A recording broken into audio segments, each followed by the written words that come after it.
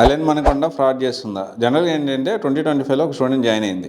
So almost 1 month దాంట్లో కూడా 10 days sick leave అని వెళ్ళింది.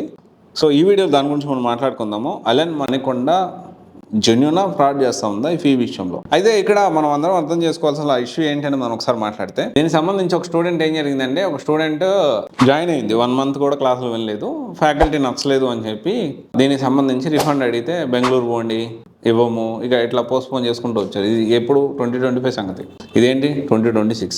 సో అలెన్ మనకొండ ఏదైతే మేనేజ్మెంట్ ఉన్నారో, యాక్చువల్లీ నేను వీళ్ళ వెబ్సైట్ కూడా గోత్రూ చేశాను, మీ వెబ్సైట్ కూడా గోత్రూ చేశాను. నేను ఎక్కడన్నా ఫీ రిఫండ్ పాలసీ గురించి ఇన్ఫర్మేషన్ ఉంటుంది అంటే, నాకు లేమెన్గా నేను వెతికితే నాకు కనపడలేదు. సో ఇక్కడ ఏంటి అంటే, స్టూడెంట్ 1 lakh పే చేసింది, ఆ రిసిప్ట్స్ కూడా నా దగ్గర ఉన్నాయి, ఇన్ఫర్మేషన్ కూడా నా దగ్గర ఉంది. ఫస్ట్ పాయింట్ ఏంటి అంటే, అసలు మీ ఫీ రిఫండ్ పాలసీ ఏంటి? సో మీరు పబ్లిక్లో ఇది పెట్టాలి, కంపల్సరీ పెట్టాల్సిన అవసరం ఉంది. సో ఎందుకు అంటే, దీనికి సంబంధించి ఇంటర్వ్యూ నీటు ఆ రెండులో ఏ జాయిన్ అయిందో ఆ ఇన్ఫర్మేషన్ నేను అడగలేదు, అండ్ మిగతా డీటెయిల్స్ అన్నీ అడిగాను, అండ్ మీరు డబ్బులు కట్టిన 1 lakh రిసిప్ట్స్ అండ్ ఆ డీటెయిల్స్ అన్నీ కూడా నేను తీసుకోవడం జరిగింది. అది తీసుకొనే నేను ఇప్పుడు ఈ మాట అనేది మాట్లాడుతూ ఉన్నాను.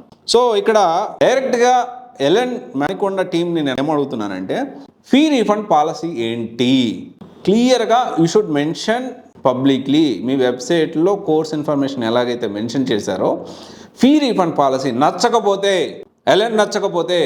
రీఫండ్ ఇస్తారా ఇవ్వరా, ఇస్తే ఎప్పటి వరకు, దాని టర్మ్స్ ఏంటి అనేది కంపల్సరీ చెప్పాల్సిన అవసరం ఉంది, యాజ్ పర్ గవర్నమెంట్ రూల్ అని అనుకోవచ్చు. మీరు ఎవరు క్వశ్చన్ చేయడానికని. See you people are doing with business with పబ్లిక్లో మీరు మాట్లాడుతూ ఉన్నారు, పబ్లిక్ తోటి మీరు బిజినెస్ చేస్తూ ఉన్నారు.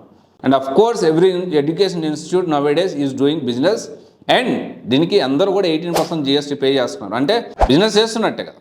ఖచ్చితంగా అలెన్ ఈ విషయంలో ఖచ్చితంగా దీని గురించి ఆలోచన చేయాలి. ఎందుకంటే ఇక్కడ ఏమవుతుంది, స్టూడెంట్ వర్షన్ ఇది, మీ వర్షన్ మీకు ఉండొచ్చు, కొన్ని రోజులు క్లాసులు విని అంత క్లాసులు బ్యాచ్ ఫిక్స్ అయిపోయిన తర్వాత డబ్బులు రిఫండ్ అడిగితే ఎలా ఇవ్వగలుగుతాం, మాకు ఒక సీట్ వేస్ట్ అవుతుంది కదా అని.